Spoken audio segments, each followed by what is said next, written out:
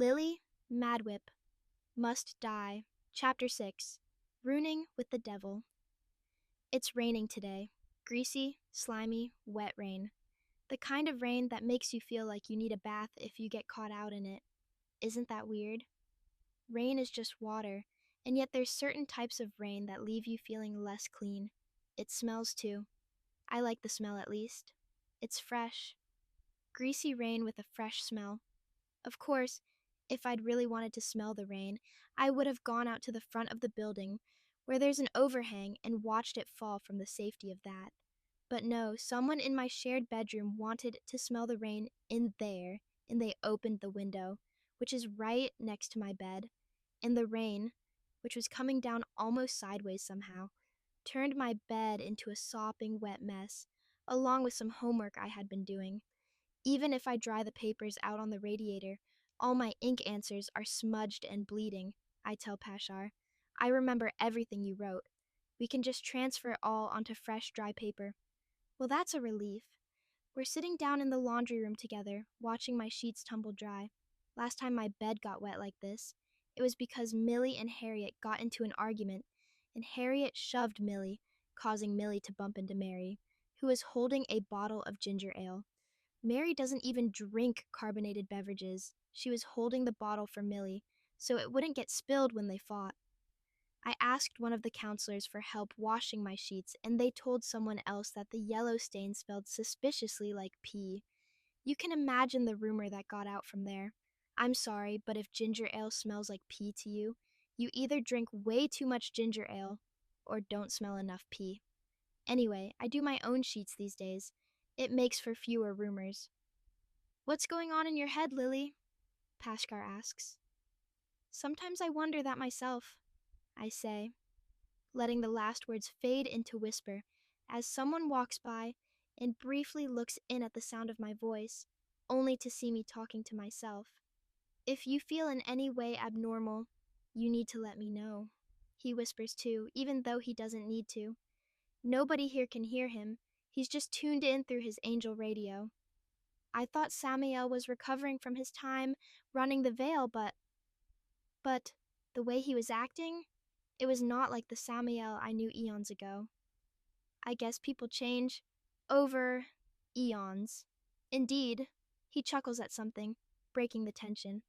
I would like to know what he said or did that passed on the knowledge of his magics, though, and why I can't seem to see what that information is, even though you say it's there in your mind. I have a strange thought. That's normal for me.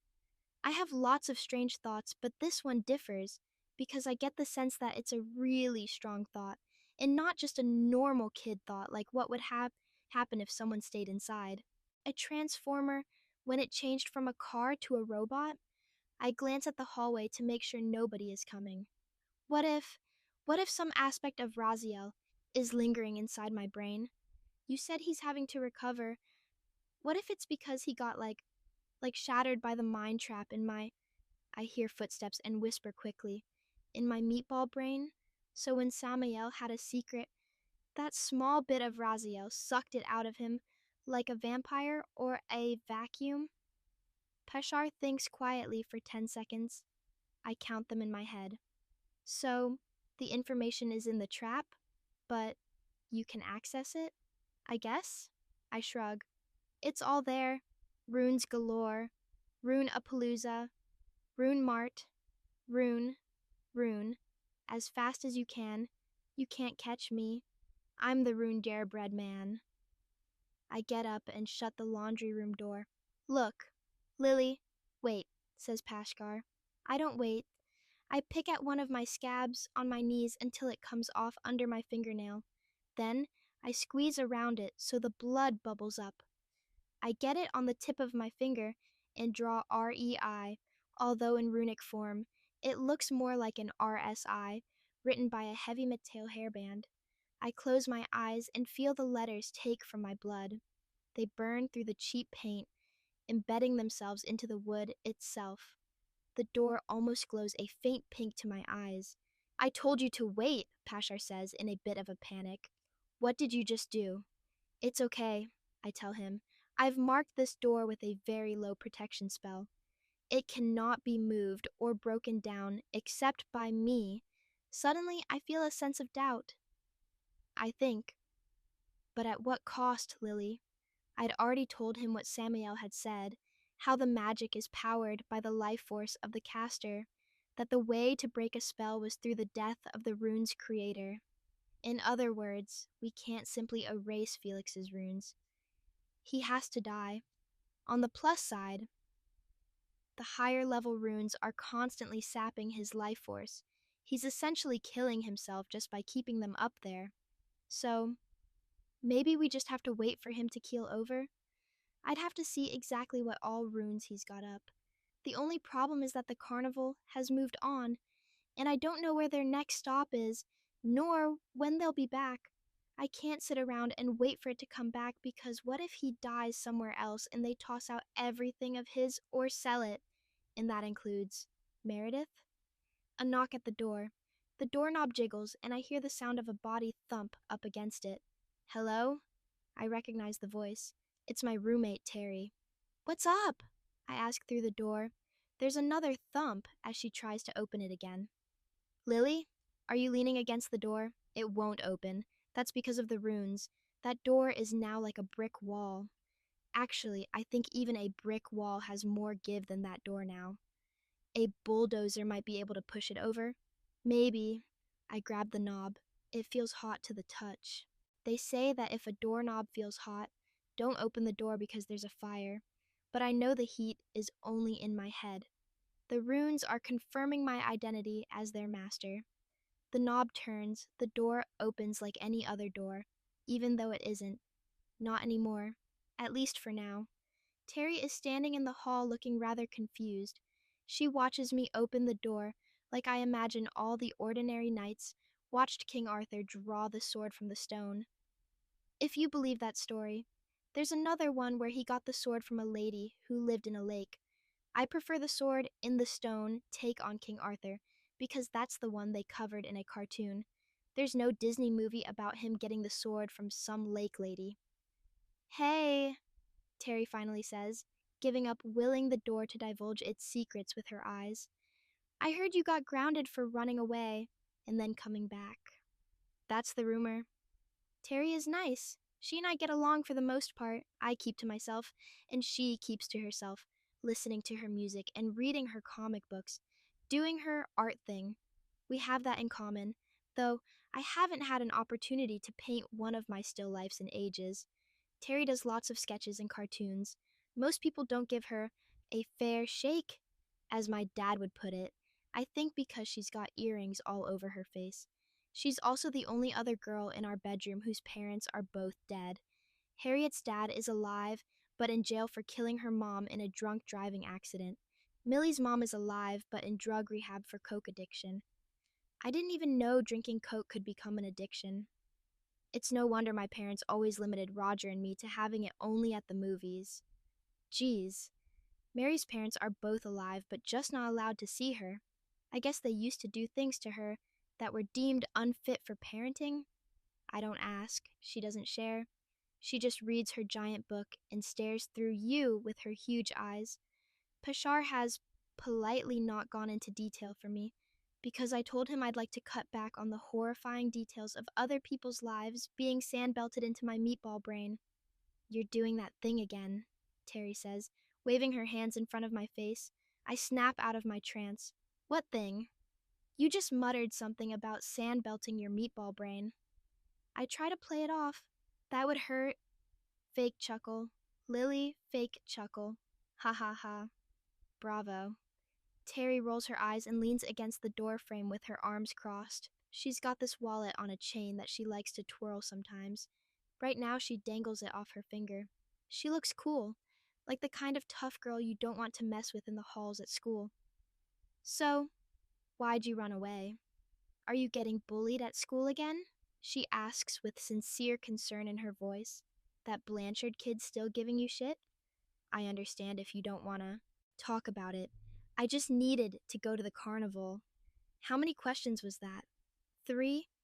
Oh, and no, I'm not getting bullied. And no, Ryan Blanchard, isn't bothering me. Not since I split the butt of his pants with my mind. Terry makes a face that says she doesn't believe me. No? Well, if you say so. But, you know, it's cool if you wanted to come sit with us at lunch. Even if you say nothing's wrong, nobody would even think of messing with you if they saw you with us. This is interesting. I've never been invited to sit with other kids at lunch before. Usually I sit by myself at the other end of the table with the kids who like horror movies. They bring magazines with names like Fangoria and Chiller and creepy comics about dead bodies rising from the grave to take revenge on the people who killed them. Sometimes they see me glancing at something they're reading and they tell me about it, especially this one kid named Jared. He loves to share. I can't tell if he thinks it's funny that I'm interested or he just loves to talk about horror movies. One time, he told me about a movie where some guy cuts his hand off and attaches a chainsaw to the stump. It sounded crazy, and I suspect some of it was made up because why would you even make a movie with some of that stuff in it? I snap back to the moment. Us? Terry sticks her chin out and scratches it. Me and Emma and Letitia, and the rest of our little group. The orphans' table? As crazy as it is, I still forget sometimes that I am one. My mom and dad are dead. Roger is somewhere in the Vale, I imagine. My family is kaput. Terry continues, the other kids at school are scared of us. They think we're unhinged or violent or something. I mean, we are, but they just assume it without evidence just because we got dead parents. They think we got nothing to live for, I guess. That's bullshit. I'm like Batman. Batman is an orphan? Terry seems almost offended by my question. What rock have you been living under? Haven't you ever read a comic book or seen the movie with Jack Nicholson? Jack who? All I know of Batman is his nan on a theme song and how he runs around and BFFs people like the Riddler. I don't recall him ever mentioning that his parents are dead. He's an adult anyway. Can adults be orphans? It seems like once you reach a certain age, the term orphan just can't apply to you. I prefer to read mythology, I tell her. Mythology is really cool. All sorts of monsters and heroes in mythology, like Perseus. That's the guy who stopped the Cetus from eating Andromeda. They made a movie about it, but in it they called the Cetus the Kraken instead, which is just wrong because Kraken is a Norse term. They do that all the time. People who don't really read mythology like to change things a lot in what little they know. They call Heracles Hercules, which is the Roman name, but they still call Zeus Zeus instead of Jupiter, and they act like Heracles was a hero, when really he was kind of a half-crazy berserker who murdered his entire family at one point. Terry is staring at me. Was I thinking out loud again? I look around the room to try to avoid eye contact. My sheets are swirling like a vortex in the dryer. I want to jump into the vortex and be whisked away to mythological ancient Greece, spat out by Charybdis onto the shores of Sicily. Eventually she speaks. That's cool. Like the Minotaur and Medusa and stuff. Or the Maxotaur, I think. Remembering the creature I made in the Vale. I wonder how it's doing. I hope Dumas didn't dismantle it. I'd like to see him try, actually. Maybe the Maxotaur would use its horns and gore him right in his bony face, and then toss him around like a wet blanket in a tumble dryer, all while he was wailing and hooting and flailing his arms. Anyway, Terry breaks the awkward silence I was completely unaware of. She brushes her hair out of her face. I really just wanted to check and make sure you were cool. I know what it's like to be. Her last words are lost when Terry pops like a balloon. A human-shaped balloon full of blood and little gnarly bits. Her clothes remain intact, so a lot of the stuff just causes her shirt and pants to swell and then splatter to the ground while the uncovered parts paint the walls and laundry machines and ceiling and floor, and of course, me. There's even an audible bang sound when it happens. I stand there for a moment, coated in a slimy layer of liquid terry, blinking a red mist out of my eyes. I barely have time to mouth the words, "What the f-?" And then, that Blanchard kid still giving you shit? I understand if you don't want to talk about it. Terry is standing there in the doorway again, her pocket chain dangling off her finger. She sees the look on my face. I can't mask it. I was wearing her like a coat of paint just a second ago, and it shows in my eyes and my mouth and everything. Hey, are you okay? I can't catch my breath. I'm gasping desperately for air. I'm going to hyperventilate at this point. The room is still red, except it's not. I see the gore sloughing off the ceiling. I see the puddle of sloppy clothes piled on the floor, filled with Terry's pureed remains. But it's not there. She's here, and it hasn't happened yet. What the hell was that? Pashar nearly yells in my head. If I thought he sounded panicked before, now he sounds downright frightened. Did you just see that? I ask him, equally frightened. Terry looks over her shoulder into the hallway. See what? Of course I saw it, Pashar says frantically. Get her out of here. Quickly, I turn on Lily autopilot. That's not really a thing. It's just where I don't stop to think about what I'm doing or saying, as long as I'm achieving some singular purpose. In this case, that purpose is to get Terry out of the area. I don't know if it will help, if it will change anything. I don't know. Maybe it was the runes. Maybe it's me. Maybe she ate some Pop Rocks and drank some soda before she came here. I heard from a kid at school, one of the horror magazine kids at my lunch table, that they knew another kid, and that kid ate some Pop Rocks and drank a fizzy soda, and the combination of the two caused him to explode. Oh my God, Terry, we gotta go. The words fly out of my mouth. What? Why? Every other time I blink, the scene I just witnessed returns, just for the one blink, and then the next. It's normal. I blink it out and hold my eyes open as hard as I can. I want to stay in the moment where Terry isn't a drippy, dead mess. Get her to the lobby, call an ambulance. We just gotta go. I heard there's ice cream in the lounge. I jump to my feet and start pushing her out the door.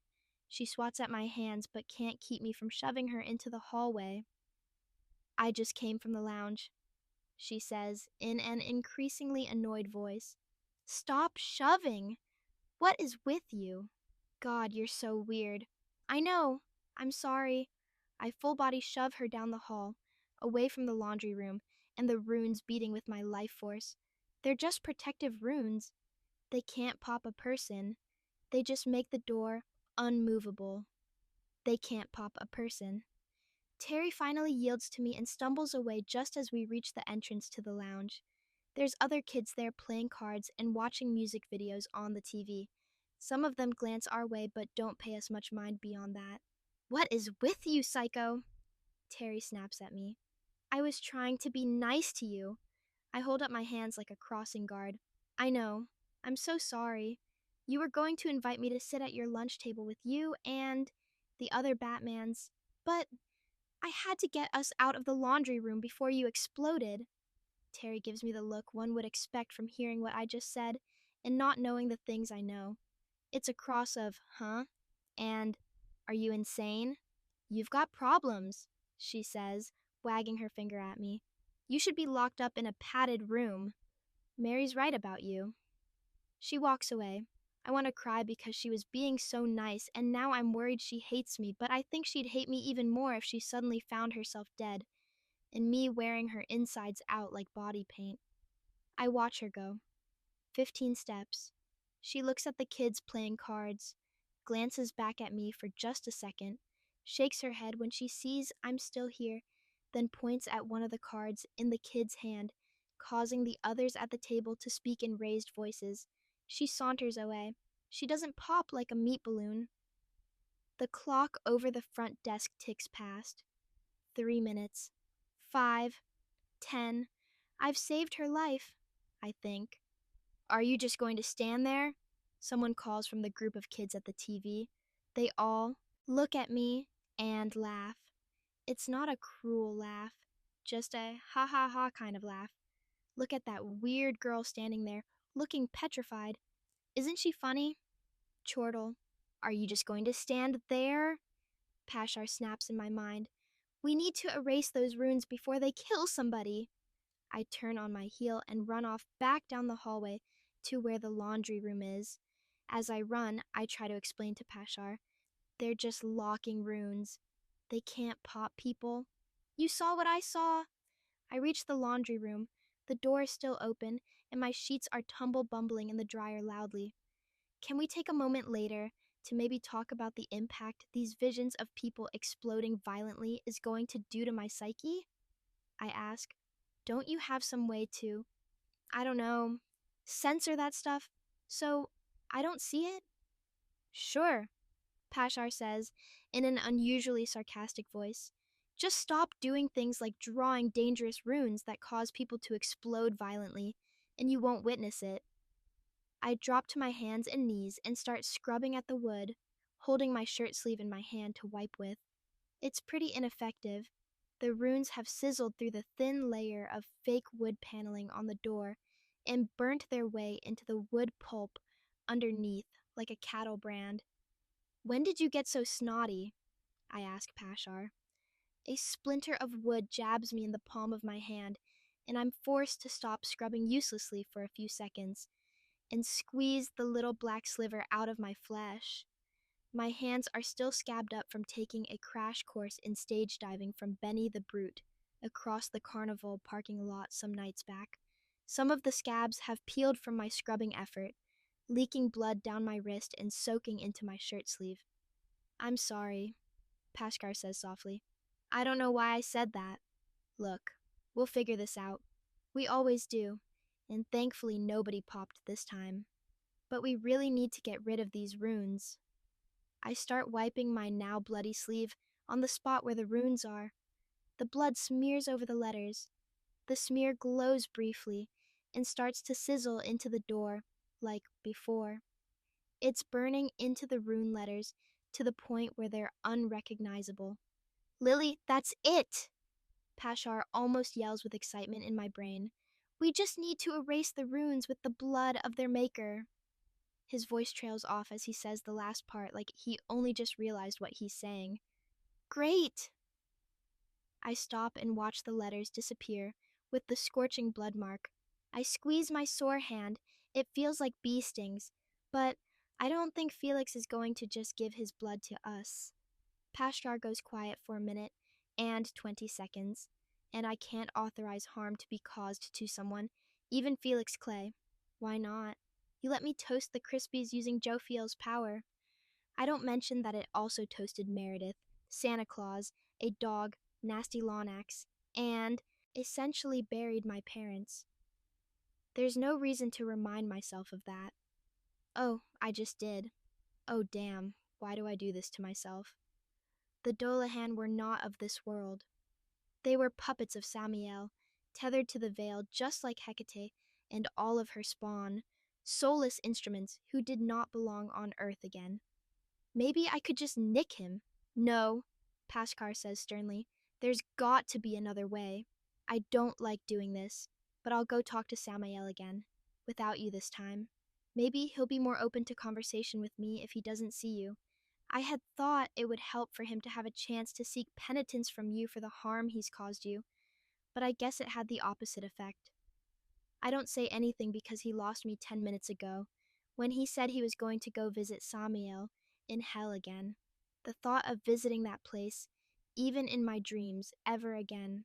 No, I don't want to go there. There was something deeply unsettling about the place. It felt unnatural. I guess it wouldn't really be hell if it felt comfortable and normal. Then again, reality seems like hell sometimes too. I'll be back, Lily. Don't draw any more runes, please. I watch the bottom corner of the door turn dark as the mark continues to spread despite me adding nothing to it. A small portion crumbles off like the end of a cigarette that's been smoked until it's grayish white. I guess grayish white is just gray. Don't be gone long, I say into my head. But he's already gone. I can sense it. The gift is still there, but his presence isn't. It's like holding a phone to your head when there's nobody on the other end of the line. Wait long enough and maybe you'll get a dial tone or something. I thought he'd never leave. I put my hand down from the side of my head where I was pantomiming being on a call as part of that last thought about phones and dial tones and stuff. The laundry room is empty. I mean, I'm here, but there's nobody else. Just the washing machine, the dryer, some shelves full of boxes of detergents and dryer sheets, a mirror, and Samael. Samael is here. What the heck is happening? How is Samael standing right behind me? I screech in panic and leap away from him, but he's not there. There's nobody there. Just an empty laundry room and a tumble, bumbling dryer. Relax, I hear him say in his awful, creepy, sinister eyes. He's right behind me again. I jump away, screeching again, and still nothing there where I just heard him. I said, relax. You're accomplishing nothing. I look in the mirror. He's still standing right behind me, glowing, creepy grin plastered on his face and a fancy suit and tie on like the first time I met him. This time I don't leap and screech, but I sure do tense up and prepare to be ripped apart. How did this happen? How is Samael here? In the laundry room of all places. He can't be here. I saw him in his room. In hell as the door closed. I'm not going to harm you. I'm just a fragment, he says casually, like that should explain everything. Not really here, you see. Literally, in fact, you see. And here. But nobody else can. I'm just inside your head. Been sitting in that quaint little cave my friend Furfur put up in the back of your noodle, waiting for my brother to leave, like I knew he would. Everything always works out the way I plan them to. You know. No, I don't know, I snap. Get out of my noodle. He makes a fake hurt face. But I'm going to help you get your little friend back. Oh no, I am not getting help from this psychopath. Pashgar, come back. Hurry, your nutball brother put some piece of him in my meatball and is going to mess with it. My meatball, that is. My brain. He's planning to mess with my noodle brain. Child, I've spent the past several days in your noodle brain, and let me tell you, I could only possibly make things better in here. We both watch as, behind us in the mirror, the bottom corner of the laundry room door crumbles to ash.